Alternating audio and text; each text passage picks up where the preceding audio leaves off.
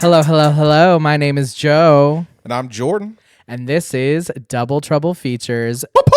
Jesus Christ! How was Every that time, one? How was that one? you're really changing them up for me.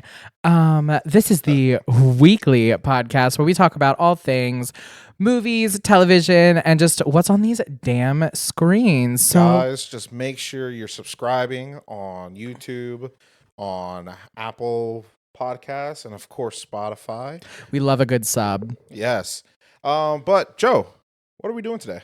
We are getting into, there's a lot of talk about video games and television / movies, what the world of that looks like. Yeah. We're going to get into some of the movies we watch, a little documentary action, one of the movies we saw together. We're going to be talking about some peak drama because it's good this year. There's some good shows coming out this year. Yes.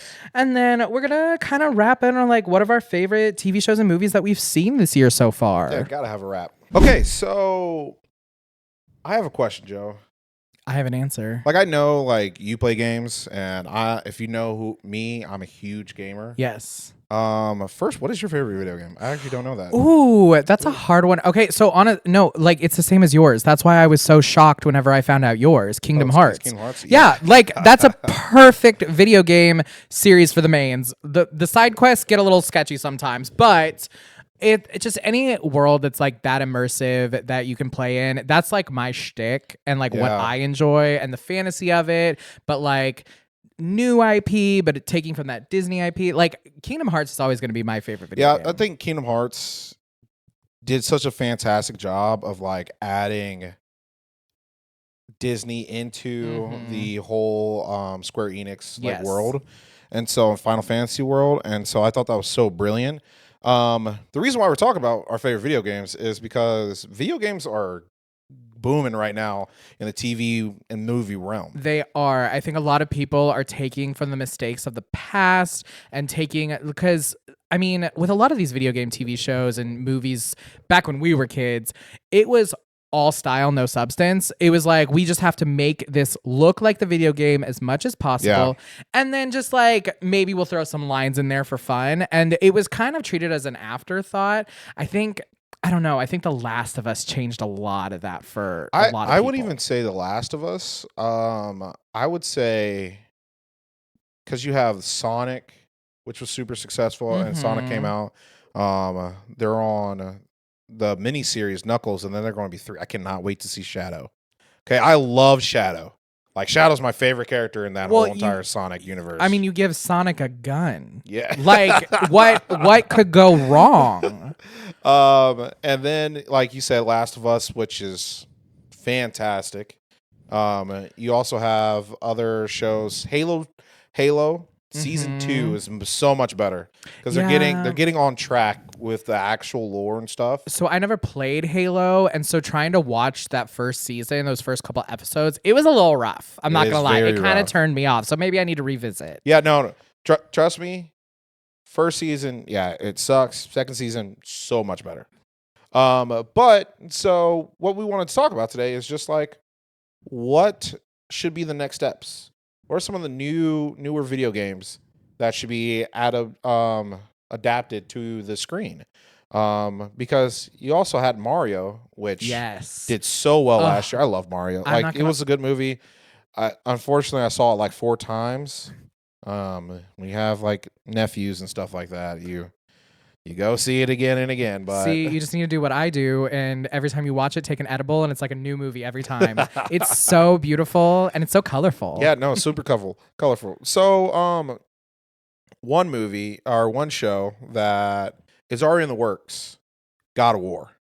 Yes. God of War. Have you played the new God of Wars? I've played some of it. I haven't like gone deep in because there was a big release that happened when I was bored. Like something happened and I ended up going off, but I still need to revisit it. Yeah, It's very interesting. It's very cool what they're doing with it. The new God of Wars are some of the best like storytelling I've ever like played in a video game, and it's perfect. Like also like the way they're making these video games with the motion capture is basically acting already. So like these people are literally have these entire suits. Yeah. They have just the little dots on them. Well, but they're just doing all the acting basically. I mean, look at Jedi Survivor and Jedi, like those movies with great. That's a great example. With I'm blanking on his name and I want to the dude from Shameless.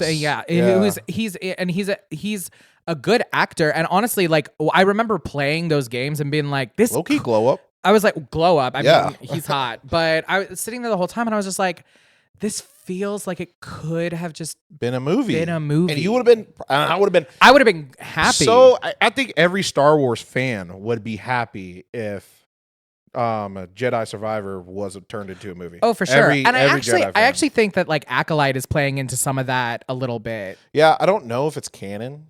Who knows? I'm not people do know. People do Tell know. Tell us if you know. Yeah. Let's see. What's another video game? Okay, so going back to the Nintendo IP. Nintendo has so many IP. They really do. And they were the most reluctant to do anything at all, like with their IPs. Like they are such a, hey, we're Nintendo, so we're going to do our own little thing. But I do think with the success of Mario, they are starting to understand, you know what? We can make more money if we just put it on the screen, which crazy thought, right? But I do think that Metroid Prime, yes, that would be great. I played those as kids, like on my Game Boy, and I was just like, this is so fun. Like, or it's just like the sci-fi. Story. Yeah. It's there's aliens. There's things that you're killing, fighting monsters, but like every time you go to a world, you have a and that's a badass female like lead role. Sydney Sweeney. Yeah. You know that if they dropped a Metroid Prime today, it would be Sydney Sweeney. No, I don't want Sydney Sweeney. I'm not saying I want it. That's just who it would be right now. Let's see. But I think an IP that Nintendo doesn't really use, that they can really do well with is Star Fox. Yes. I think with that IP, and it can still be animated, it doesn't have to become like real or anything like that. You can do so much. It's basically like just Star Trek. Like, go explore the galaxy, do whatever you want, fight. Yeah. Like, I don't know why this is not already a kid show. Like, it's perfectly set up. You already have your side characters and everything like that. I would love that. You know what I didn't put on the list, but would be a really good movie? What? A Spyro movie or Crash Bandicoot Spyro mashup. I would. I played the crap out of Spyro. I played the crap out of Spyro and Crash Bandicoot. Yeah. I think it would be. I think those two movies at two separip movies, and then they come together, and that's the third one. Yeah, I would be fine with that. Another IP that Nintendo has is, of course, Zelda. Yes. You all need to do more with Legend of Zelda. I can't tell if they don't realize or if they're just like, because like Nintendo's not based in America, and it's not just like this. I'm not gonna speak on like Japanese consumerism, but in America, it's like all the time, nonstop, constant. And I feel like with Nintendo, why they do so well is because they take the time to really like dive into what they're working on when they're working on it. It's not except just like for Pokemon. Except for Pokemon, girl. We need Pokemon. Okay, Pokemon. They're just turning that shit out. They are just turning Pokemon out. But when it comes to Zelda, I think they just make so much money off of like. But they've already made so many Pokemon shows. That's what I'm saying. I think toys, like in Japan, are so much of a bigger brand than they are here in America. Well, I'd say even in America, because I mean, a lot of these movies, like where like some of the money they're coming from is from these toys. Yeah, and getting that money back from whatever they spent it on marketing, whatever.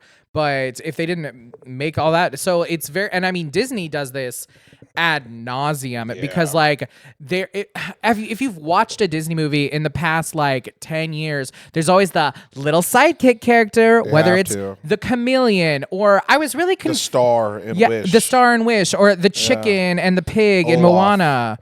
Olaf. Like there's always and the reindeer, I don't know, Sven. But like there's always that side character, and I think that Nintendo does do that as well. I think that they play heavy, and I feel like that's why in like Japan, because I feel like like, and this is wrong, but you have Disney is more of Americanized, Yeah. and Nintendo is more Japanese. And so I think you can say that Nintendo is the Disney of Japan. Like, yes, Disney's in Japan and they have their own stuff and people do consume it, but same with Nintendo with America. I think Nintendo is just so much bigger in Japan than what it is here in America, because a lot of people in America will play, PlayStation 5, like PlayStation, or some people do play Xbox, but in Japan everybody has a DS, everybody has a Switch, everybody has Nintendo. Well, and that's the other thing about Nintendo is it is a little more accessible price-wise. Yes. In terms of like hardware games. Yeah. It's not a constant like, we want to sell you this service, $500 and this service, Yeah. and it's like, okay, whatever. But no, I think that Nintendo, it's slowly starting to get into the American movie game, and I think they're doing it slowly and incredibly intelligently, because they started off with like Mario, right? I mean, we've had the Pokemon. You have to have Mario. We've had the Pokemon shit, but I would make an argument that the reason that the games are so churn and burn is because they're focusing on the TV, they're focusing on the movies, and they've been doing a lot on Netflix lately, if you haven't noticed, like a lot. So I think, and I think it does, because they're putting those resources towards those television shows that it's taking away from the games. Have you played Animal Crossing? Yes. Okay. COVID? I just want you to imagine a TV show where it's Animal Crossing. You're a new person coming into this world, onto this island, and you're trying to do, your task. And then Tom freaking Nook, the asshole of the island, is charging you out there. And like, he's just the villain. You mean the entrepreneur? Yeah, no, go. Hey, fuck Tom Nook. I'm not gonna like, okay, I played that during COVID, and like, I'm just like, bro, why is everything so expensive? You gotta get those bells. Yeah. Getting off the Nintendo. I think BioShock. I know you haven't played BioShock. Yeah, I haven't played BioShock or Mass Effect. I didn't have video games growing up as a kid or a teenager, so like my video game prowess comes mainly from either Nintendo, because I had a DS or I had a whatever, or after 2016, basically. Yeah, and like BioShock is basically like, it's an underwater world, kind of like almost like Fallout, where nobody's really on the surface anymore, but everybody is down under, and like somebody, this guy built like this entire world, but then there's a giant boss that's trying to hunt you and find you down, and then you get a little bit of powers here and there. It's really great. It's actually an amazing game. I think you should definitely play it. It's one of the ones, that and Mass Effect are the ones that I have like needed to go back and. Mass Effect is basically Star Trek with a little bit of like kind of saving humanity kind of thing. Is this with like the AI at the end? No. Okay, I might be thinking of a different one. I when I tell you Mass Effect, like top 5 video games I've ever played. And so the crazy thing was, so you play Mass Effect 1, and it's a choice based, so you make choices. Oh, okay. Yeah, and so whatever choice you make in Mass Effect 1 will carry over in Mass Effect 2. So if this person died, that person's not in the second game. That's crazy. And then whatever choice you do in 2 go into 3. See, I think that we need to, and I'm going to bring this up. So choice-based games, because I added in Detroit Become Human as if anyone remembers, Bandersnatch for Netflix, Black Mirror. And it was basically you play out the episode, and I think that Netflix, and I think these companies are going to start seeing that they need to start investing into more of that, or like just or like option. Yeah, I'm shocked Netflix hasn't done another one since I think they did another one, but it was like a love story. They did another one that was like a love story or something. Oh, okay. And it was like, okay, whatever. But I think that those would be really interesting, like TV shows based off of like choose your own adventure type situations. Also, we just need a better Assassin's Creed. Girl, yeah, what was that? Michael Fassbender, I love you. Why did you do that? Why did you do that to us? He's a great actor. And just what are we doing? He's a great actor. He's fine as. Why would you make that movie? Why would you? If they walked up to you and be like, "We needed to stick you on this stick and have you spin around a bunch, and we're gonna call that what it is," even though there's like you didn't have to explain the science of it. We were totally willing to believe that people just got into the little coffin thing and were plugged into the past. We didn't need whatever that was. What we needed was a solid fucking story, which you have in the video games. Yeah. Horizon Zero Dawn, beautiful game, amazing. I would give my left arm for that, and I'm left-handed, so that means a lot. And then also,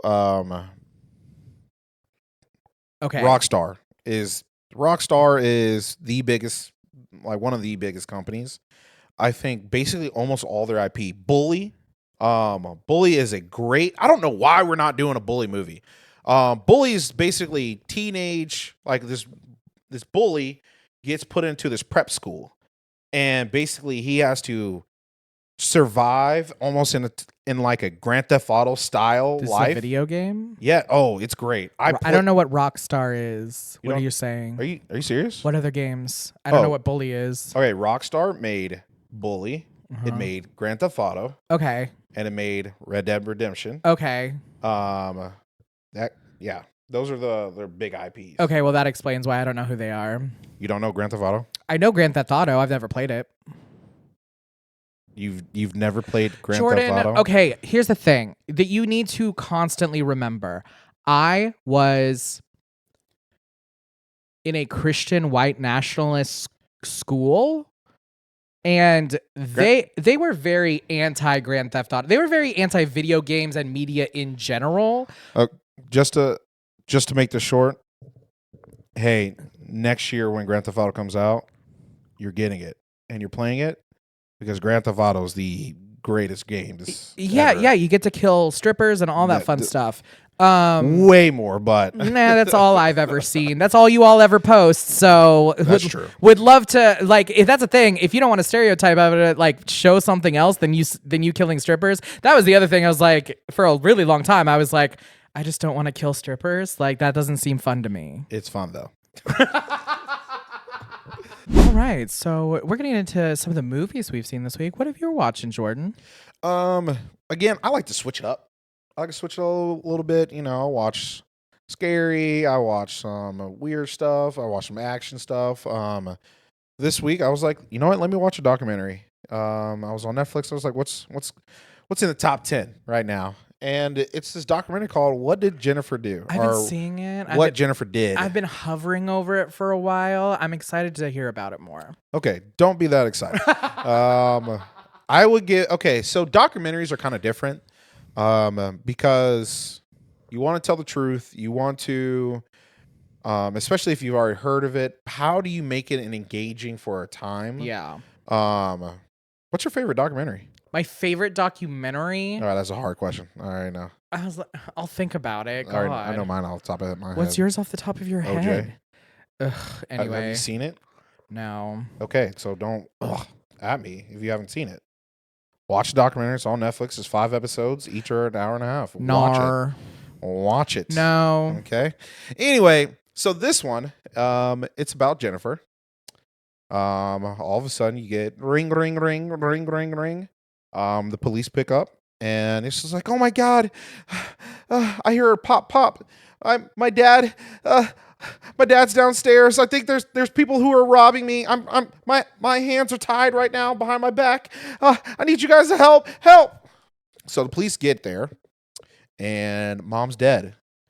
Dad's in critical condition. This is in Canada. I think it's a suburb of Toronto. And this is a very quiet place. There's not that much crime or anything. So it's very out of the ordinary that somebody would rob at gunpoint and kill somebody.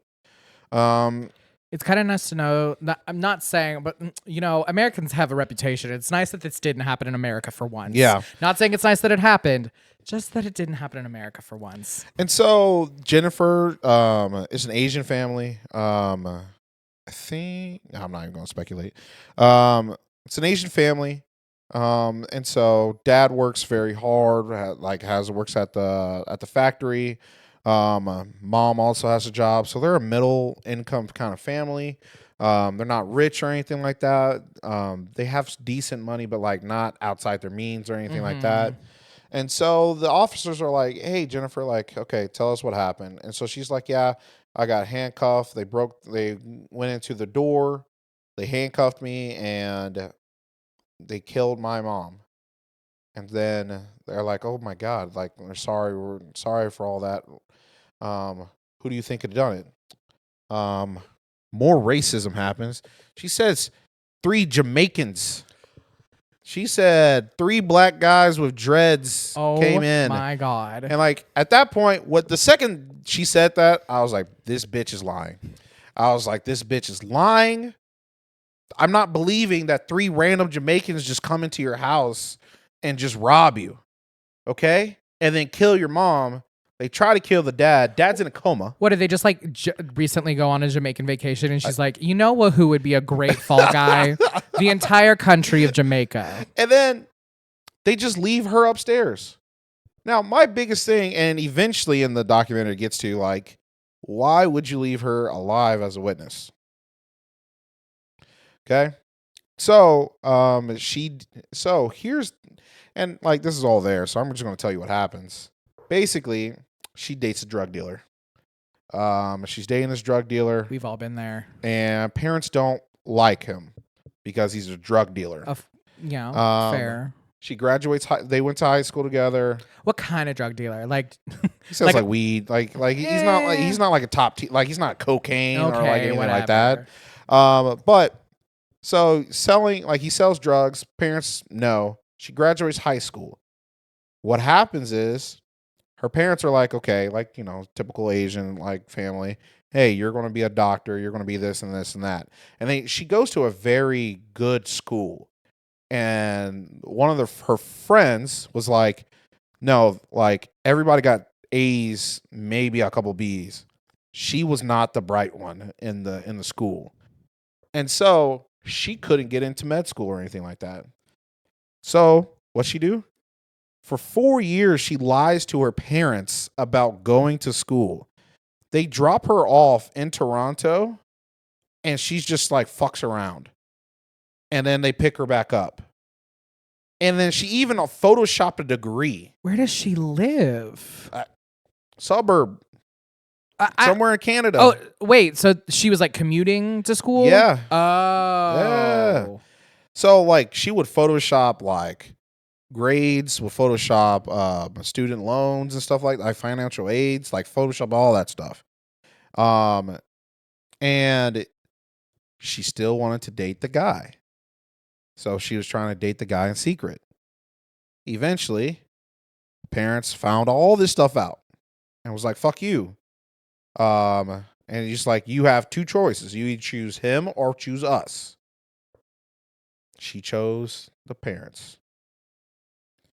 Until all this shit happened. And so the guy started to date another girl. He was like, hey, we can't be together. So like, I want to be with this other girl. So then Jennifer's like, I want to commit suicide. And the best way to commit suicide is to have people break in and kill me. And then she asked the guy, the drug dealer boyfriend, let's die together. So romantic. And he's like, I don't like you like that. I want my girlfriend. He said, babe, when I said I'd die for you, I didn't really mean that. I just need you to know that. Yes. And so I get, like, literally what happens is she sets this all up. She asks, like, the drug dealer, hey, do you know anybody who could fucking kill somebody? Or kill me, at least. Yeah, I got 3 dudes that I guess will kill you for $2,000. That's cheap. That's very cheap. God, in inflation? Yeah, it's very. God, this was like 2000. This is like early 2000s. Oh, I guess. I was like, in today's rates, damn. Actually, no, not early 2000s. This was like early 2010s. Okay. So, and again, like, I'm not gonna lie. This documentary gets a 5. it's average. It could definitely just be playing on in the background. Like, I'm not really focused, paying attention or anything like that. When I tell you, it's because she's bad. Like, why are you texting on your phone about, hey, I'm going to leave the front door unlocked. They're going to come into your house. And then, oh, you kill my, hey, this is what you can do. You can kill my parents. And then I'll come into money of like their life insurance and a house. I'll sell it. And that's like $500,000. You can take some money. That's what the ex-boyfriend wanted. He wanted some money. And then she tries to lie and says, oh, they weren't supposed to kill my mom and kill my dad. Yes, they fucking were. Like, so the whole moral story is she was willing to kill her family to be with this drug dealer that didn't want to be with her, and then wanted to kill herself and commit suicide in the process. I guess I'm just confused because, like, how did the parents die but she didn't? Did she just like say, "Don't kill me"? No, so like turns out like when it all happens, they have mom, dad are like handcuffed. Daughter walks down the stairs and is just like talking to one of the dudes in front of dad. So this is how she gets caught. Dad wakes up from a coma and tells the cops everything that happened. He's like, fuck that bitch. Like, she tried to kill me. Yeah. So, and that's the whole story. It's just like, but the thing is, it's like, she's a bad liar. Like, at first she was good, and you know, she's crying and stuff like that, and you feel bad for her. But then it's just like, bro, your story don't make sense. Why would somebody randomly rob you? A. B. Why would they leave you alive? C. Why is the door not broken in? The front door's not broken in. This is just like not tracking for me. Like, have we never seen an episode? I guess maybe this is our American showing. Yeah, and I guess. It's like, I was like, have you never seen Criminal Minds and Escort? First of all, Miss Taylor's Allison Swift gave you a song called "No Body, No Crime." Why just like it's. Why are we texting? Why are we texting? No, you should never. Everything should be verbal communication only. And watch your call logs. Get burner phones. Come on. Yeah. Like, So no. grow up. So after they started to suspect that it was her, they were like, "All right, search warrant for your phone. All the text messages are there." Girl, at least you Snapchat Jesus. So, more of a story. It's a fine documentary. It's the only twist was like, instead of like she wanted to kill her parents, she wanted to commit suicide, but at the same time, still kind of wanted to kill her parents. Yeah, because one of the parents died and the other one almost died, and she seemed fine. So I'm really not buying this whole suicide thing. Yeah. So like, it's all right. It's just something to play on in the background. Nothing was like too like, oh my god, or anything like that. To be honest, it's just kind of a boring story. That didn't need to be a documentary. So were the three guys who came in, were they Jamaican? No, they were not. So that was just an unnecessary lie. No, yeah, she's just racist. God. I was like, wait, are the three guys that the boyfriend had Jamaican? Like, where did, like, she just added that little color to it. Oh, she said they got. Poor choice of words. Add that color. Added a little color to it. God. She's like, yeah, they had dreads. I'm just like, bro, you racist. So, yeah, moral story is, don't kill your parents or yourself over a man that don't love you. Yeah, I think that's don't do that. That's moral story. So over the weekend, we watched a very super scary movie. It was the most horrifying thing you've ever seen in your life. All right, let's not downplay it. It's actually a great movie. I actually loved Abigail.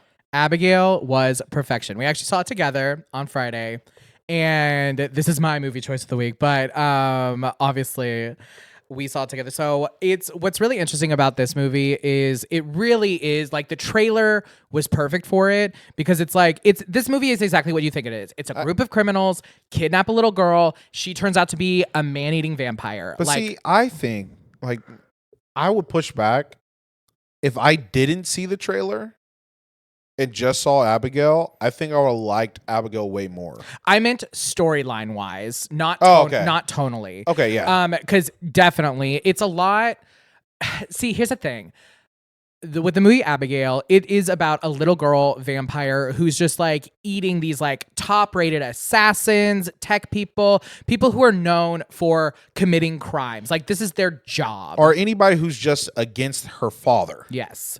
And so with this, what I find really interesting is like it was very self-aware of itself. Like it had a lot of those funny moments and it really played them up to where it worked well, but it also made it funny. Like there are times where she's like going around just slashing people up left and right. And it was so good, but she's like doing like a fucking grand jeté over here because she's really big into ballet. She's really big into, she wants to be a ballerina. And so she's like doing literal jumps and leaps over these dead bodies and like blood on the walls everywhere. It was just, and there were some scary moments in it. I think she just played such a great like role. I think she really actually killed the role which of is playing crazy. Abigail. Imagine going from Matilda to this. She was in Matilda? She was the little girl in Matilda, the musical on Netflix. That's crazy. That was her. Yeah. I thought Melissa, Melissa Barrera. Yeah, her and Scream, like y'all Paramount, y'all need to R.I.P. Y'all need to figure out what you need to bring Melissa Barrera back somehow. Like that was so stupid. Like figure it out. I'm sad about that. To be also, honest. postmortem Angus Cloud. Okay, Angus Cloud in this movie is fucking so good. But like, so he plays himself in Euphoria. Yeah, like he plays just who he is, and I think that this time, this is his last role. He really like just dialed it up just one more notch, and it was perfect. Well, that's the thing is like he was like matching the energy of the because this is a great cast because like Catherine Newton, she's a scream queen at this point. Yeah, she was in Lisa Frankenstein. She was in Freaky with. No, she did fantastic in this role. Yeah, and she that's the thing is like she's so good at being a pretty, smart, and kind of scary girl. Like she just does that very well, and I think she's really like finding her niche and her shtick. I hope she can get out of it a little bit, but like Catherine Newton, keep playing these scream queen roles until the day you die. I think she's the next Jamie Lee Curtis, to be honest. Actually, I think I still take Melissa over her though. Well, if I had to choose. I mean, I'm talking about a scream queen. I think Melissa Barrera has a little more range. Yeah, I think she has a little more range because, like, I likened her to Jamie Lee Curtis because Jamie Lee Curtis didn't start popping off as a movie star until later on in like the 90s Freaky and that kind of Friday. stuff. Yeah, well, oh God, not that. But I think to be honest, I think that's the first movie I've seen of her. That was the first movie I saw of her. Maybe my parents just showed me Halloween at a very young age. Like I was very young, which is crazy. We'll talk about that some other time. But like I wasn't allowed to watch Power Rangers, but I could watch Halloween. Bro, I don't understand your parents. It was there was some mental gymnastics involved. Yeah, but so this movie again, I would actually give it like a solid 8. Yeah, I would too. I would almost give it an 8.5. It was just it's fun. It was a fun movie. It didn't take itself too seriously. It knew what it was. It had the scares. It had the gross factors. It had action. When I tell you blood was flying. And at the same time, it's like, yeah, you know that she's a vampire. You knew this coming in because of the trailer spoiled it. But I think the way all the characters kind of like played, you kind of got to understand who everybody was. Mm-hmm. It's almost like a, like a heist movie where where they all come together. I mean, that's kind of what that's what it was. They were kidnapping the kid. It was like it was a heist movie. Yeah. Yeah. And so I thoroughly enjoyed it. Me and Joe kind of differ on the ending. I kind of didn't care for the ending as much. I think that's fair. A lot of people weren't as appreciative. I don't think it ruined the movie though. Yeah, it didn't ruin the movie. It didn't like leave a bad taste. I was just like, that's not the direction I thought it was going to go. That's not the direction I wanted to go. But okay. See, for me, that's 100%. I knew like that's exactly where I thought it was going to go. Like I was like, they're not going to kill the titular character. Yeah. No. Oh, well, I knew Melissa. Yeah. Anyway, don't want to spoil it for you, but I think it's a fun movie. Great movie. I think, like we were saying, it's the same breath of like Thanksgiving, where again, like you said, it doesn't take itself too seriously, but at the same time, does have it's a different concept, different movie where I didn't feel like I'm watching the same shit regurgitated. Yes. It definitely had a new breath to it. I think that we're really seeing a little horror renaissance right now. I think people are really accustomed to that. Might be due to the horrors of the world. There is actually a sociological increase whenever things are really hard outside. Horror movies tend to increase in sales and all that.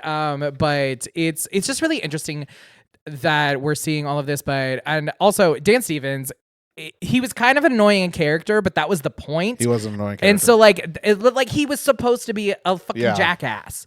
And so like I think he really ate that role up and He played it perfectly. He did a very good job, but like he was just not a likable character in any sense of the word. But no, I'd say an 8.5 out of 10. Yeah, no, highly recommend to go see it. Joe, I just wanted to kind of start this off by just saying you and me during this time, this is our 13th episode. Jesus, really? I know, it's kind of crazy. We've talked about shows that we haven't finished. We watch, maybe 1 or 2 episodes, sometimes 3. Sometimes we watch all like a full season. And I just kind of wanted to go back to one show that I didn't watch all of it, and that's Shogun. And I kind of talked about it a little bit last time, but the season finale just hit. It's perfect. It's a perfect show. It's a 10 out of 10. Oh. And again, like I've said this multiple times, I don't give out 10s. No. Like that. I don't either. Nothing really, like, unless you are amazing, beautiful, like, it's not usually a 10. This show's a 10. Interesting. What makes it a 10? This finale makes it a 10, or just the whole story makes it a 10? Well, the whole story, of course, makes it a 10. Yeah. But this finale is the perfect summarization of the show. Okay. Guys, unfortunately, I'm not going to spoil anything because somebody hasn't watched it. Me, I'm working on it, okay? I've been watching a lot of other shit. Okay. Well, Shogun needs to take priority. But this just is, it's a love story. It's also basically a Game of Thrones-esque in feudal Japan, about who is going to take over at the end of the day, who's trying to be in charge, who is the person that is going to become the shogun. And this actually takes place over like a real, like, this actually really happened in Japan. And so this is not really a spoiler, but what happens in actual history is there's supposed to be a big giant battle at the end. And the Battle of the Bastards. Yeah. And at the end, after that battle, somebody takes over. Okay. When I tell you, like, and I love my action, I love that stuff, I love it. There's not even a battle at the end, and it's great, and it's a perfect ending. Ooh, and that's imagine there not being a Battle of the Bastards. No, it wouldn't work. And that's the thing about like Game of Thrones. That's kind of like different. I think in Game of Thrones you need that. You need all those kind of parts. This one is just such a like psychological like warfare kind of way of like, no, this is what real Game of Thrones would be like in real life. If people are trying to take over the throne, how would people really do that in real life, not a fantasy world? Yeah. And this is so much better. I'm not saying this is better than Game of Thrones. Much better ending than Game of Thrones. But I would say that you have this white man from England coming over to Japan, and by the end of it, you thought that, and like most shows, he's the main character. He's not. Good. He's not the main character. He's not the white savior. He's not any of this stuff. But you can just tell that he is in a location that he's not comfortable with, that this is weird. He thinks these the Japans, as he calls it, and these people, these people are savages to him. And then by the end, he understands that, no, I respect all of you. You guys are not savages. You guys are real people, and I don't fit in back in my hometown anymore because it's been years. I don't fit in this place, but I feel respected and that I can be a part of this, and I'm okay with that. Every weeb's dream. And facts. But I just wanted to give Shogun his flowers. It's a perfect ending, and like I want you to watch it so we can really talk about it. It's interesting. It's interesting that what you brought it up, because it's what, and I see why people are like, just from how you're talking about it, why people are likening it to Game of Thrones, and it sounds like because of this really truly power struggle. And it's like the whole point of Game of Thrones is like, when you play the Game of Thrones, you either win or you die. And it sounds like this is like the basis, but like real life, because I mean, let's be honest, Game of Thrones is primarily based off of historical things that have happened in our world, and how things have happened in that. So it's interesting to see it from like an actual realistic perspective. And by the way, Anna, I don't know how to say her last name. Guys, if you haven't realized, I can't speak. He's really bad. I'm really bad. But Anna Sawai. Probably Sawai. Sawai? Yeah, Anna Sawai deserves every single award next year. Every single Emmy, every single Golden Globe. She deserves it for this limited series. She is the best character, the most, just so much depth to her, and that's also the thing that I would say Shogun's better than Game of Thrones is. Every character has its own thoughts, process, its own feelings. Every character feels fully fleshed out, and then at the end, every character has their own like resolution that fits that character well, that doesn't seem forced, that is just a perfect ending to everybody. And she is the most dynamic character in this. There's the second to last episode, she basically flips her character. The entire time, she's a character that's been down, and she tries to act poised and everything like that, but she's sad inside. Mm-hmm. And then the second to last episode, she switches. There's a flip where she's kind of a little cocky.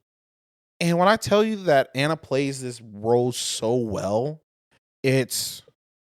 she's going to win every award. And if she doesn't, I'm going to be pissed. I'm going to be pissed because she went on Jimmy Kimmel and said that she had to translate, because I guess most actors either got like a Japanese script or got an English script, and she had to translate every single thing for every line that she did, for English or to Japanese. And like, she's talented, and I just want to give Shogun his flowers.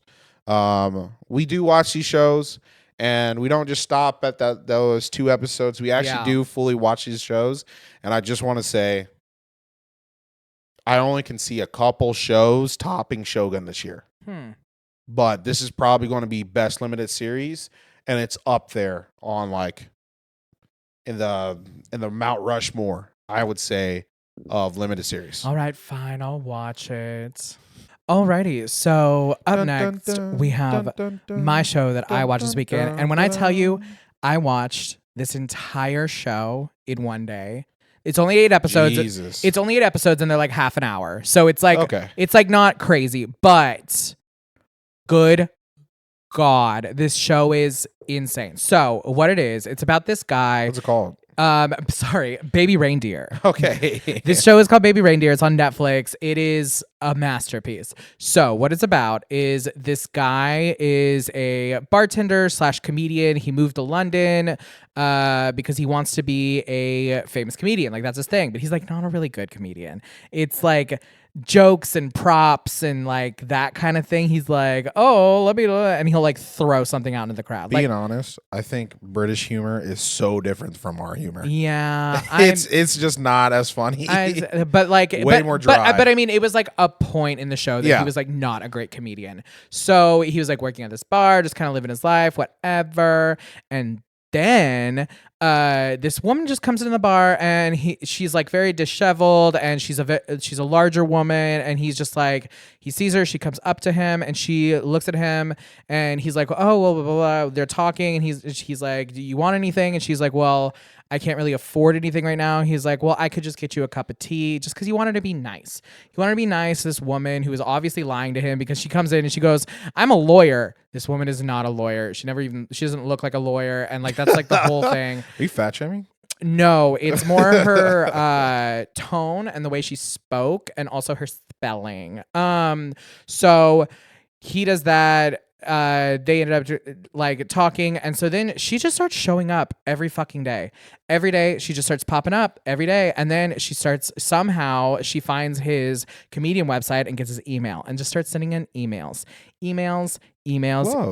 at all time of the day, nonstop. And a couple points she's like, can I get your number? And he was like, absolutely. Well, he didn't say absolutely not. He was like, he like beat around the bush, because at the end of the day, like, this is just a regular at the bar that he works at. Like, he doesn't know her like that. She's sending him all these emails, and so finally it gets to the point where things start to escalate, and she just completely envelops herself in like the idea that they are together. And so Bro, people crazy. I swear to God. And so then she starts, and he's like trying to be nice about it. He's like, but then everyone at the bar is also like kind of making fun of him. Like, when are you going to ask her out? When are you going to ask her out? You hang around her all the time. When are you going to ask her out?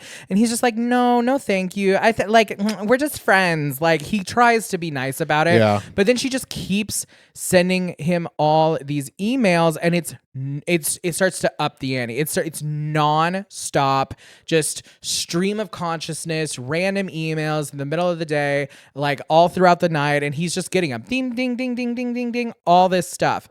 Eventually it gets to the point where he's like, okay, I think I need to go to the cops about this. He goes to the cops. He's like, this woman keeps doing all this stuff. And they're like, what do you want us to do about it? Like, it's just some sad woman sending you emails. What can we do? And so then things get even worse. He ends up actually dating someone who is a trans woman. And so that adds a whole other layer into it. And crazy bitch finds out that he's dating other women. So she actually goes insane, and it's just constant nonstop emails. Over the course of this, 450,000 emails and like 350 hours of voice recordings. I'm not gonna lie though, I kind of don't feel bad for him, because why don't you just block her? So it gets into that of why. So one, she knows where he works. And she does all. So she knows where he works. She's seen him. Oh, there is one very important part. This is not like a spoiler per se, but whenever she's like basically tries to like hang out with him outside of work, and he's like, no, thank you. And she's like, okay, and goes her own way.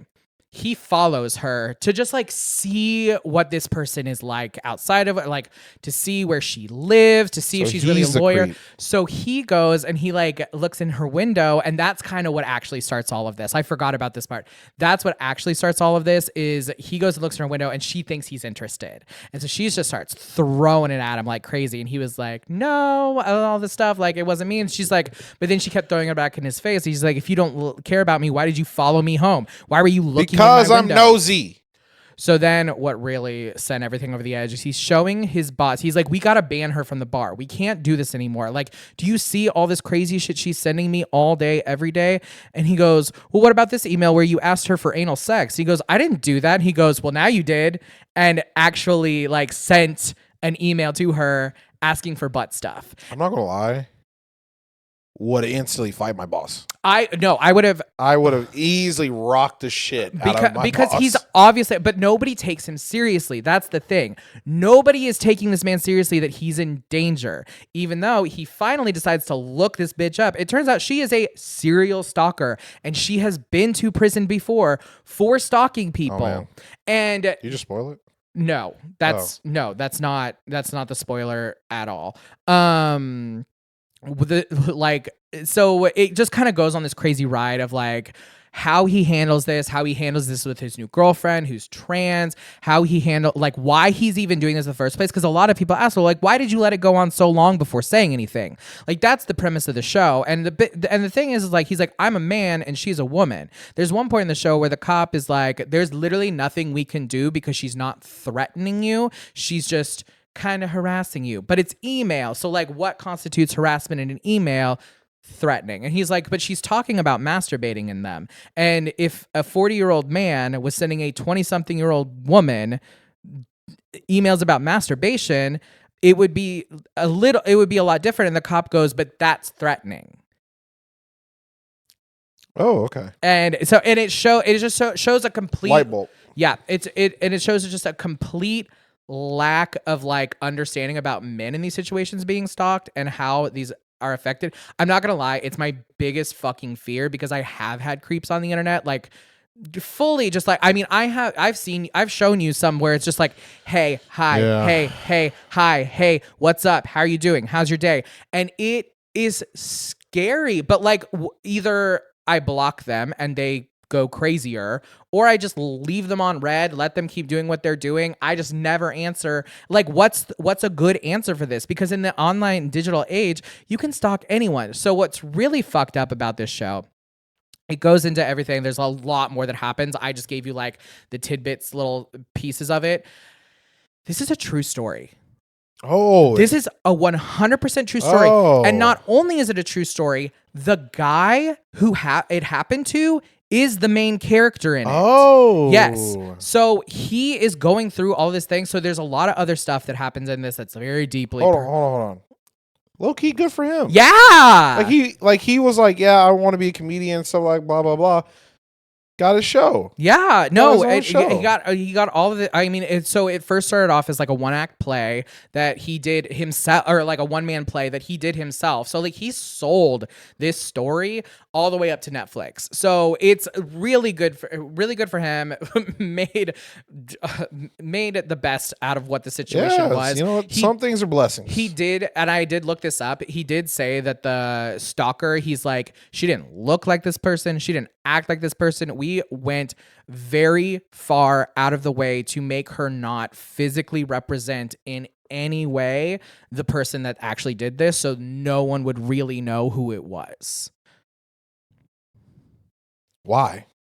Because, I mean, well, that kind of gets into the spoilers. Okay. No, actually, I saw the trailer for it, and the woman was talking, and that's when I scrolled to the What Jennifer Did. Yeah. And so now I'm kind of pissed. You would have done much better to say it, because I scrolled past it a few times, and I even had a friend text me and be like, "Hey, have you seen this show?" And I was like, "No, I don't really want to." When I tell you, it's a good like 8 out of 10, and the reason it's an 8 out of 10 for me is because I was so uncomfortable the whole time. The actors did a very good job of portraying like what was happening and making you feel almost, I was sick to my stomach. Like I didn't understand, like when people say cringe or secondhand embarrassment, I don't really know what that is. Like I don't get that. Like for me, like secondhand embarrassment, like I can watch somebody fall and it be funny to me. I'm not gonna like be embarrassed for you. Falling's not really embarrassing. I think like there's some moments where you're just like, you've been in a situation where you're just like, oh, I should go. Or like, oh shit, I don't know what to say or do. Or that's not secondhand embarrassment for me. For me, secondhand embarrassment is when like you see somebody do something that would be embarrassing and you get embarrassed on their behalf. Like they feel that embarrassment in their chest. All I know is I've heard so many people. I'd be like, I really like the show, and they're like, I just can't because I get such bad secondhand embarrassment, and so I can't. Yeah, I no, just can't watch that. And like to me, Yeah, I don't ever feel that with TV. Not I at all. felt that with this because it it snowballs into this crazy fucking story, but like it makes sense how it happened, and people make decisions in this show that either I have made or I've watched other people make, and it made sense in the moment, but hindsight's always 2020. And you don't know how that person's going to react to something. And so like when you're dealing with people, like you don't really know who they are and that kind of thing. Like that's when I feel like it gave me such secondhand embarrassment and cringe and like that sick to my stomach feeling. Cause like I talk to people all day and I don't know who they really are. No. I don't know if you're a creep. I don't know if you're a weirdo. You might be, or you might be like, and Stop being creeps. stop being creeps. And that goes for men and women. Don't stalk people online. Stop. Well, and if you do, don't message them. Like you can look at their profile. The profile's fine. Stalk away on that portion. But don't be creepy. Don't be sending 300 hours of voicemails and 400,000 emails. That's what if I love you? Don't do it unless they say I love you too. And last but not least, this is the end of April, and so we just kind of wanted to give kind of a recap of the past 4 months, which is, first of all, 4 months. It's been quick. How is it May next week? It's May next week. I know. That's fucking crazy. That's crazy. By the time you hear this, it will probably be May. No, it won't. It'll almost be May. It'll almost be May. But so we just kind of want to recap of this first trimester of some of our favorite movies and favorite TV shows.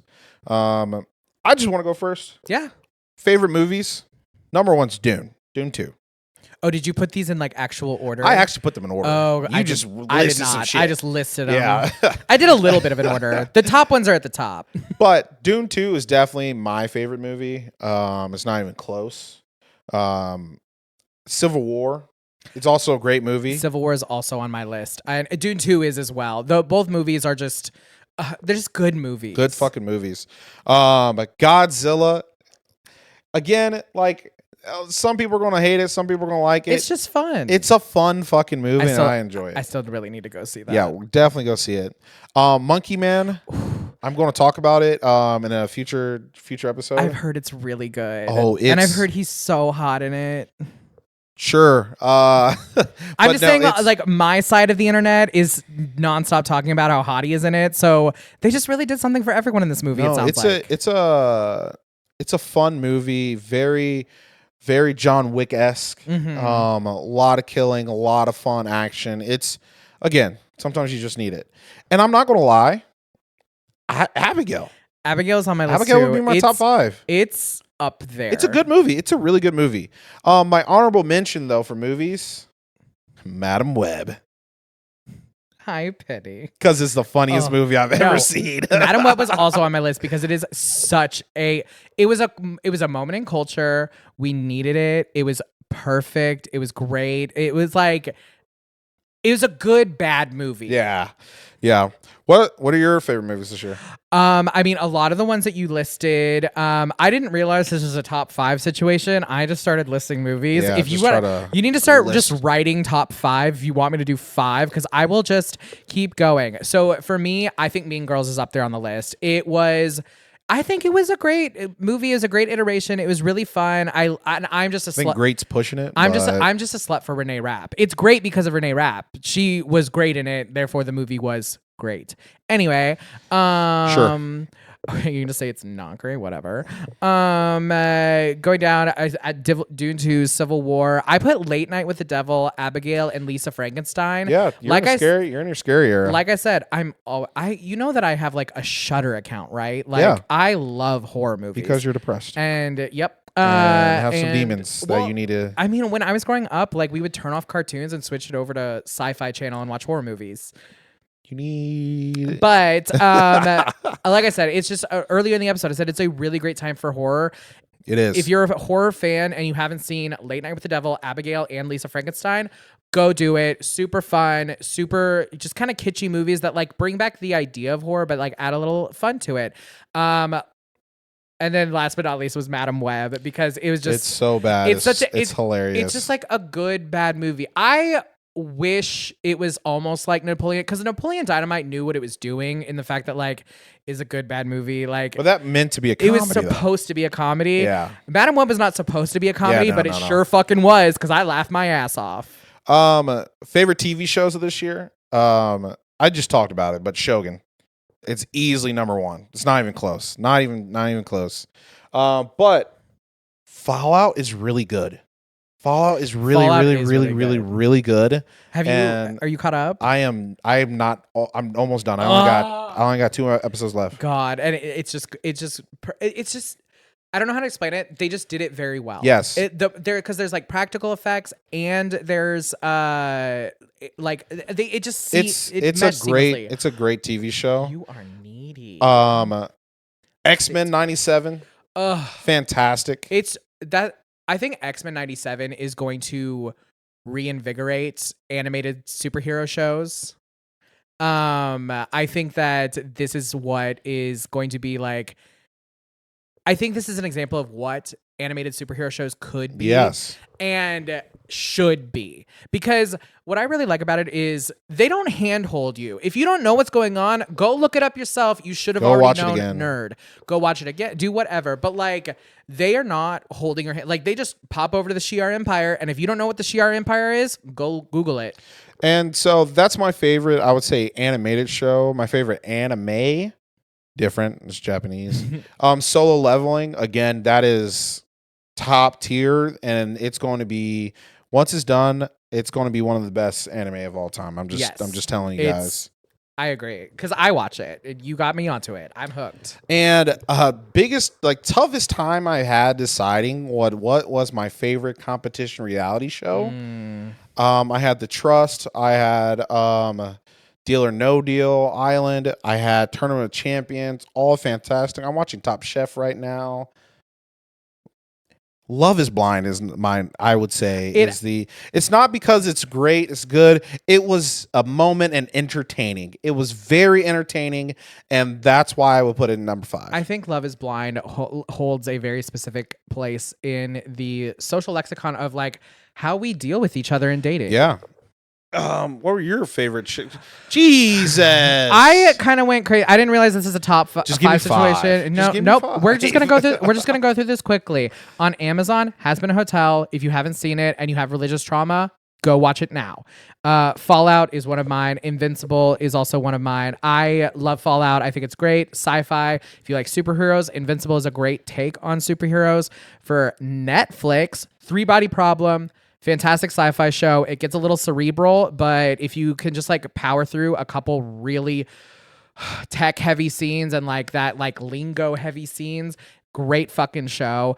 Baby Reindeer I just talked about. It was great. One Day I've talked about earlier. Also fantastic love story.